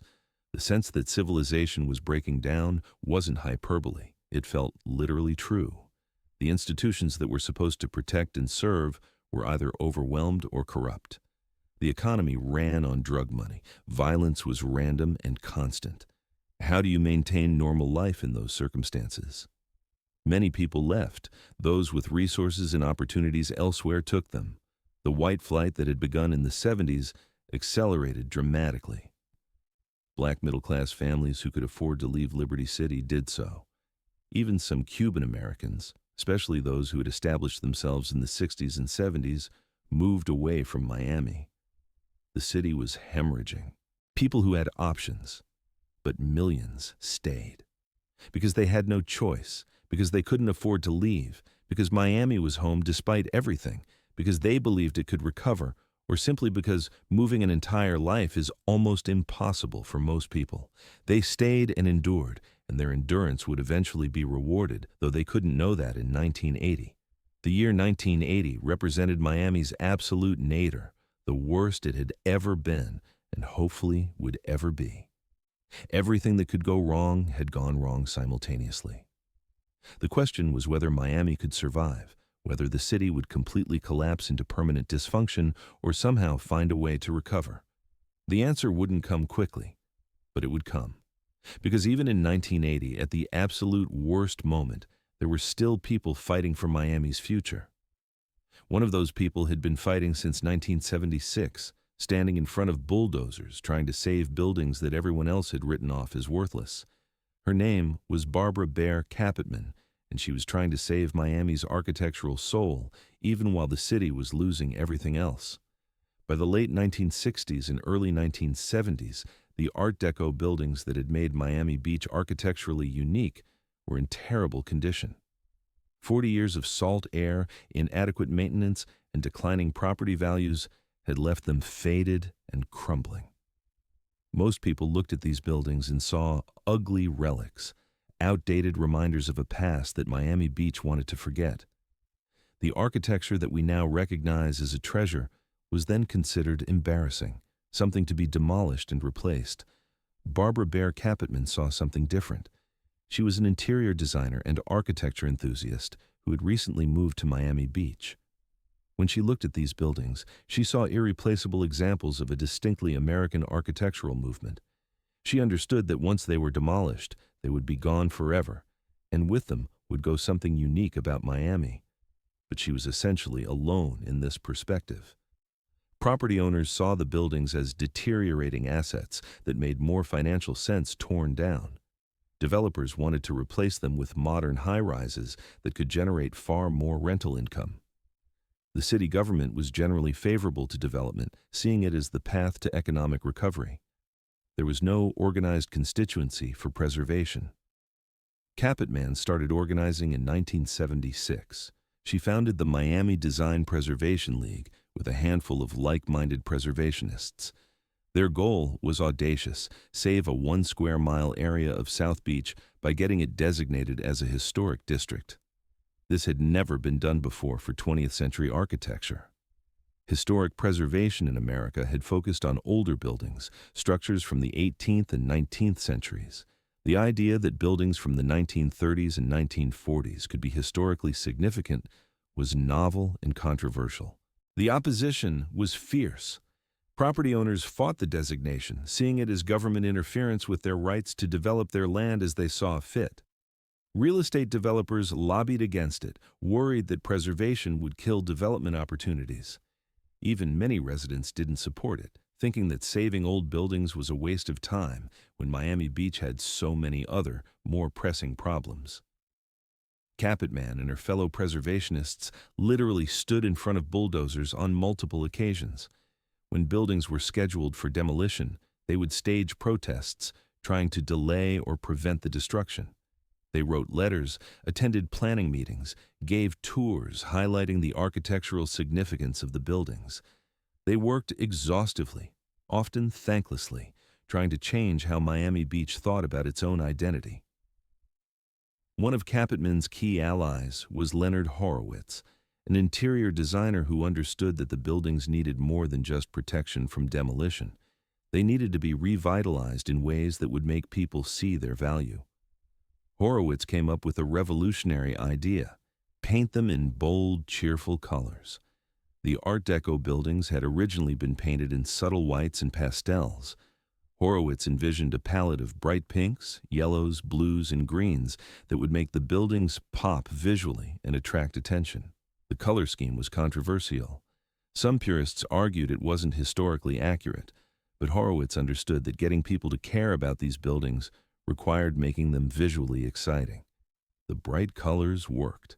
As buildings were painted in these cheerful hues, they started attracting positive attention. The Art Deco district was beginning to look distinctive, fun, optimistic. It was becoming Instagram-worthy before Instagram existed. The fight for historic designation took years. Every procedural step was contested. Surveys had to be conducted documenting each building's architectural significance. Public hearings were held where preservationists and opponents argued their cases.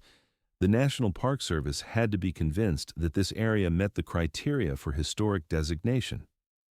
The bureaucratic process was exhausting, but Capitman and her allies persisted. Finally, on May 14, 1979, success. The Miami Beach Architectural District was designated on the National Register of Historic Places. It was the first historic district in the United States, composed entirely of 20th century architecture. This was a huge victory, providing legal protection that made demolition far more difficult. Developers couldn't just tear down Art Deco buildings anymore without facing significant obstacles. But designation was just the beginning. The building still needed restoration. Property owners needed incentives to invest in these structures rather than letting them continue deteriorating. The preservation movement needed to demonstrate that saving the buildings made economic sense, that they could be valuable assets rather than liabilities. The irony of the timing is striking.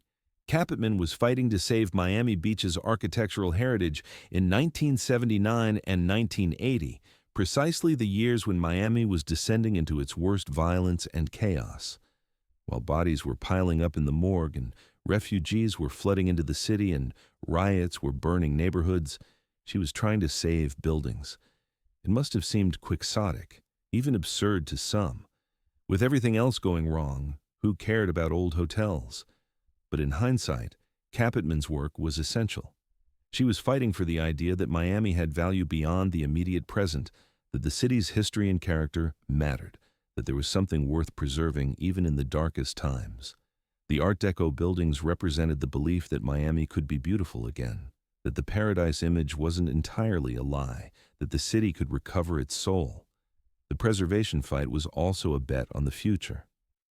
If Miami was going to recover from the cocaine wars and the other disasters of the 70s and 80s, it would need a distinct identity to build that recovery around.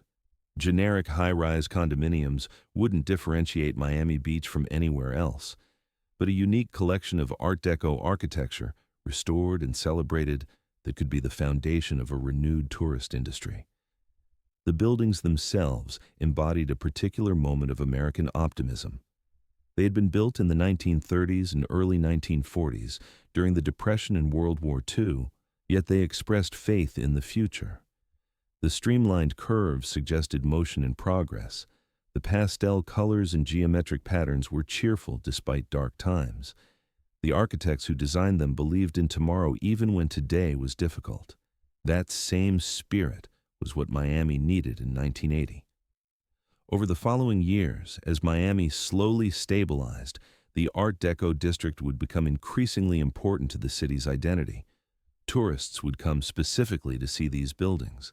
The neighborhood would gentrify in complicated ways that brought both revival and displacement. But the buildings would survive, protected by the designation Capitman had fought so hard to achieve. Capitman herself didn't live to see the full flowering of what she had started. She died in 1990, just as South Beach was beginning its transformation into an internationally recognized destination. But her legacy is visible on every block of the Art Deco district. Every time someone takes a photo in front of those colorful, geometrically perfect facades, they're benefiting from her fight. The preservation story is important because it shows that even in Miami's darkest period, there were people working for better things. Not everyone was involved in drugs or violence or corruption. Some people were trying to save what was beautiful, to preserve what was worth keeping, to build foundations for eventual recovery. Their work mattered as much as anything else happening in the city, and Miami's demographic transformation was continuing through all of this, reshaping the city's fundamental character in ways that would become permanent. The city was becoming something unprecedented in American history, a truly bicultural, bilingual city where Latin American and North American cultures didn't just coexist, but merged into something new. By the end of the 70s, Cubans and other Latinos made up more than half of Dade County's population. This wasn't a neighborhood phenomenon anymore. This was a demographic revolution. Miami was no longer a Southern American city with a Latino minority. It was becoming a Latino majority city with a diminishing white minority and a black population that felt increasingly marginalized. The implications were profound. Spanish became not just common, but dominant in large parts of Miami. You could live your entire life in Spanish if you wanted. Businesses operated in Spanish. Media was increasingly bilingual or Spanish only. The cultural life of the city was shaped more by Latin American influences than by traditional American culture.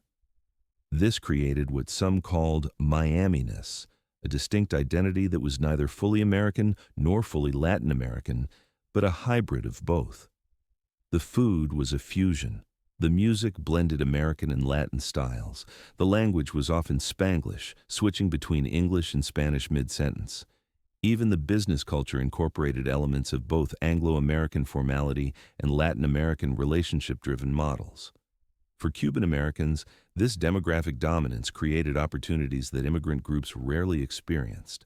Instead of having to assimilate completely into an Anglo society, they could maintain their language and culture while still succeeding economically.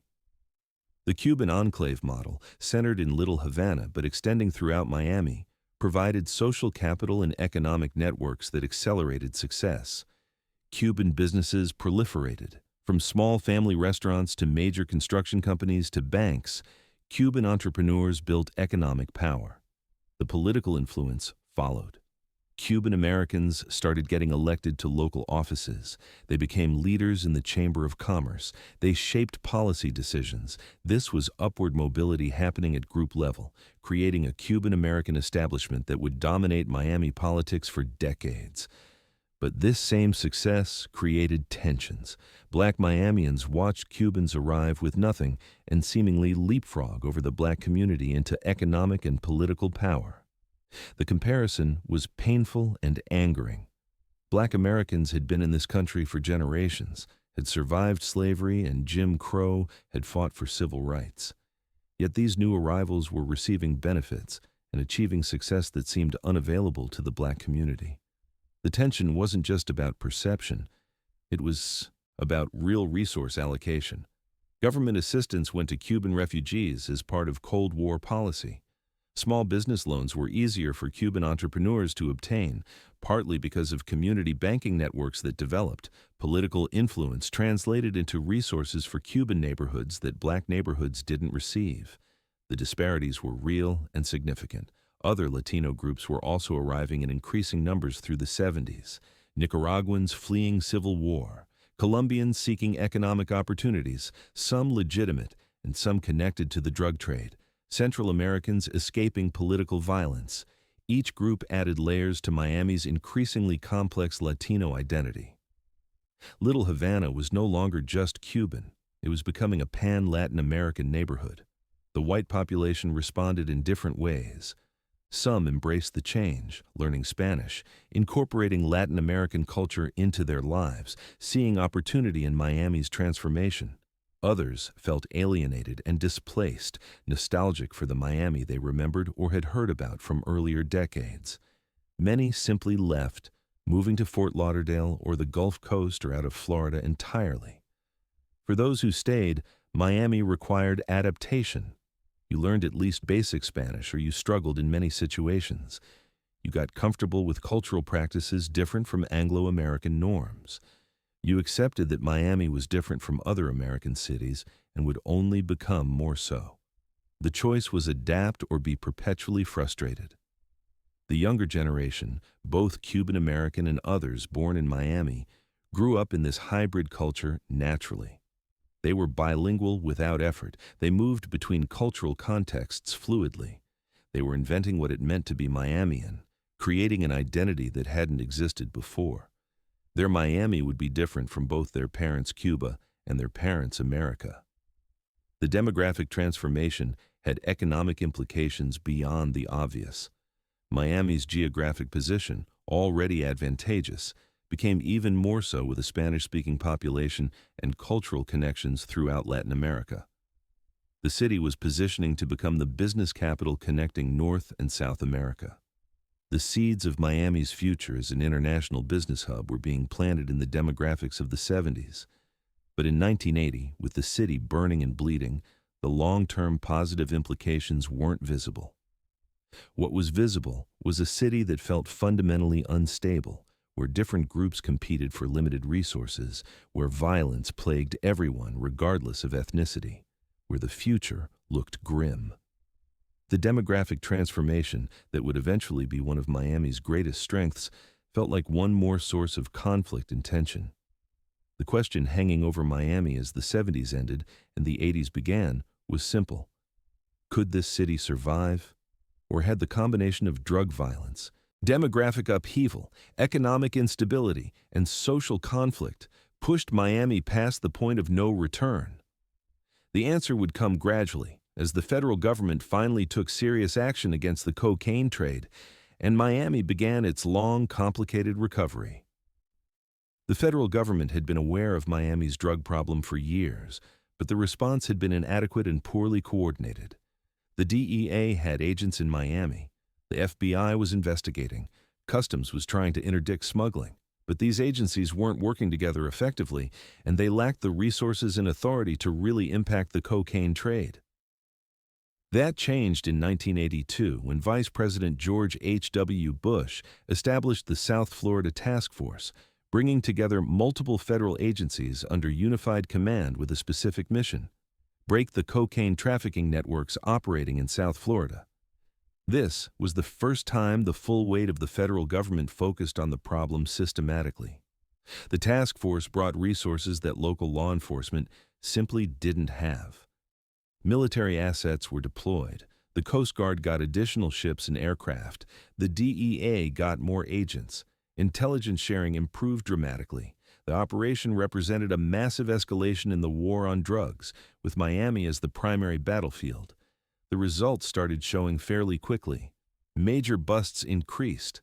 In 1982, a single seizure at Miami International Airport captured $100 million worth of cocaine, one of the largest drug seizures in American history at that time.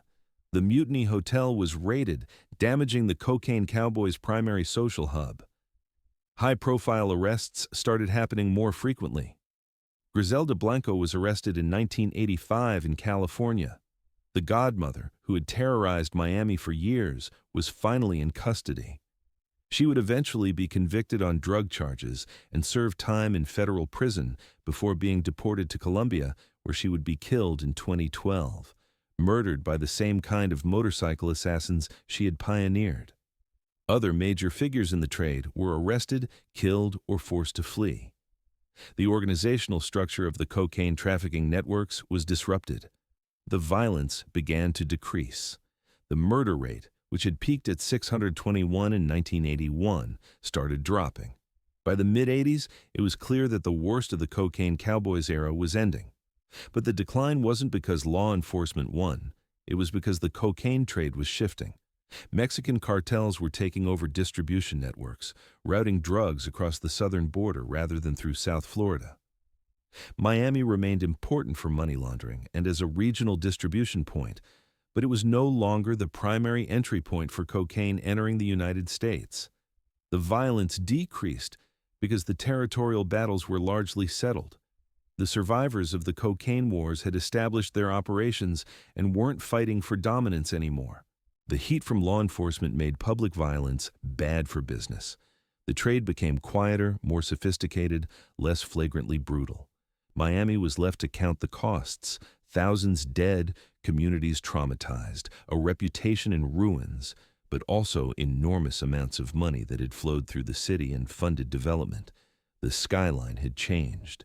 Buildings that wouldn't exist without cocaine money stood as permanent reminders of the era. The economic benefits were real, even if they came with catastrophic social costs. The city's identity had been permanently altered. Miami would always carry the memory of the cocaine cowboys. The era would be mythologized in popular culture, especially with Miami Vice starting in 1984, creating a stylized vision of the city that was more glamorous than the reality, but based on real events. The show would help rehabilitate Miami's image, making the city seem exciting rather than just dangerous. The recovery was complicated and uneven. Parts of Miami bounced back quickly. The Art Deco district started attracting tourists again. The international business community began seeing Miami as a legitimate hub rather than just a drug trafficking center. Real estate development continued, now funded by more legitimate sources mixed with the drug money that had never really left. But other parts of the city struggled for much longer. Liberty City and other black neighborhoods had been devastated by the riots and the disinvestment that followed. The scars from the 80s would persist for decades. The murder rate, while lower than the peak, remained higher than national averages. The drug trade continued, even if it was less visible. Little Havana and the broader Cuban-American community solidified their position as Miami's dominant cultural and political force. The trauma of the Mariel boat lift eventually faded as the Marielitos integrated into the community. Many of them would become successful, contributing to Miami's economy and culture. The initial crisis gave way to eventual acceptance and incorporation. The cocaine money that had sustained Miami's economy in the late 70s and early 80s had to be replaced by legitimate economic activity. Miami positioned itself as the business capital of the Americas, the bridge between North and South. International banks opened offices. Trade with Latin America increased. The city consciously built an identity around its Latino character and bilingual capacity. Tourism eventually recovered, though it took years. The Art Deco district became a major draw. South Beach would transform in the 90s into an international hotspot, attracting celebrities and money and attention. The beaches that had been largely abandoned in the late 70s became valuable real estate again. The paradise image, while never quite as innocent as before, was partially restored. The generation that grew up in 70s Miami carried those experiences with them. They had seen their city at its worst. They understood that civilization was fragile, that prosperity could vanish, that violence could overwhelm civil society. But they had also seen resilience, the ability of communities to endure and eventually rebuild. Miami's story was one of failure and recovery, of hitting bottom and slowly climbing back.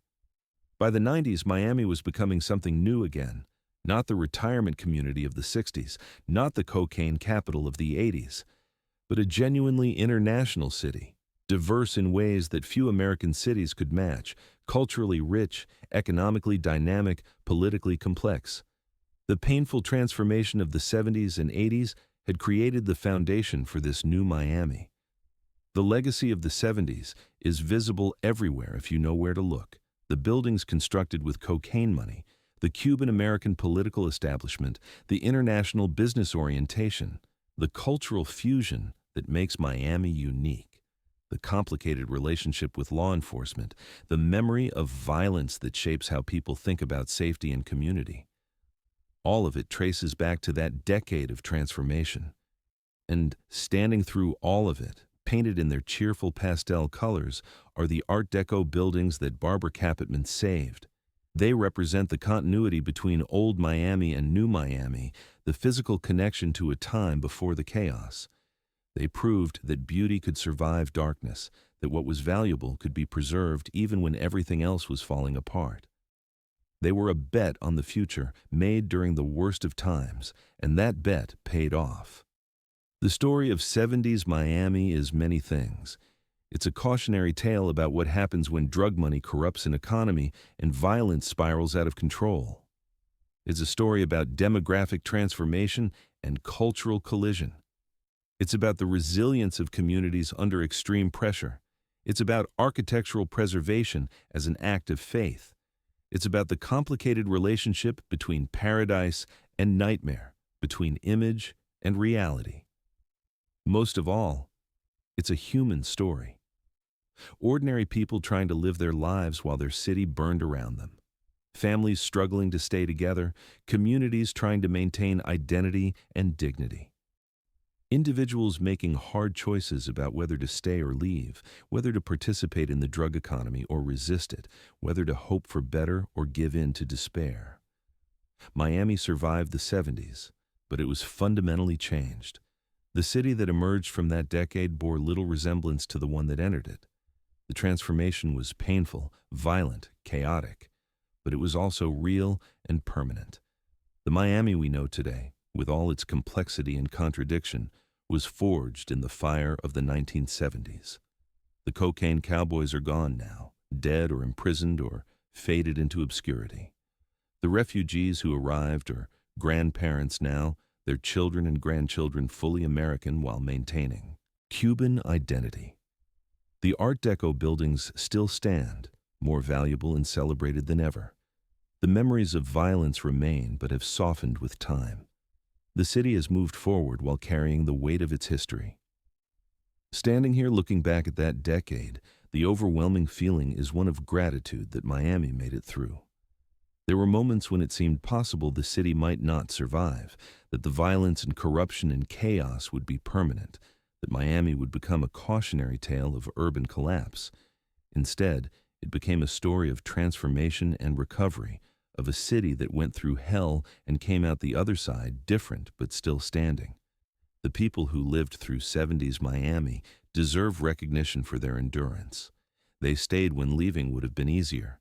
They maintained hope when despair was reasonable. They built communities even as forces tried to tear them apart. They raised children and worked jobs and maintained dignity in circumstances that tested everyone. Their resilience made recovery possible. And to anyone who thinks they understand Miami from TV shows or movies or quick visits, know that the real story is deeper and more complicated than any simplified version can capture. The city contains multitudes, beauty and brutality, success and failure, integration and segregation, paradise and nightmare. The contradictions aren't bugs, they're features. They're what makes Miami Miami. The sun still shines on Miami Beach the way it did when Jackie Gleason called it the sun and fun capital of the world. The ocean is still beautiful. The Art Deco buildings still stand in their pastel glory. But the innocence is gone. Miami knows what it's capable of now, both the best and the worst. The city that believed it was paradise discovered it could become hell. The city that became hell discovered it could rebuild into something complex and vital and uniquely itself. That's the story of life in 1970s Miami. Not simple, not easy, not what anyone expected, but real. All of it real, documented in memories and morgue records and architectural preservation reports and family stories passed down through generations. A decade when paradise was lost and something harder and more honest was found in its place. A decade that made Miami what it is today, for better and worse, in all its complicated glory. Thank you for joining me on this journey through Miami's most transformative and troubled decade. If you found this history compelling, please like and subscribe to support the channel. And if you have your own memories of 1970s Miami, or if your family's story touched this era, I'd love to hear about it in the comments. These histories matter. These stories deserve to be remembered. And Miami, in all its complexity, deserves to be understood beyond the myths and simplified narratives. Until next time, take care of each other, remember where you've been, and never forget that even the darkest times can lead to eventual light. Paradise might be lost, but something real can be built from the ruins.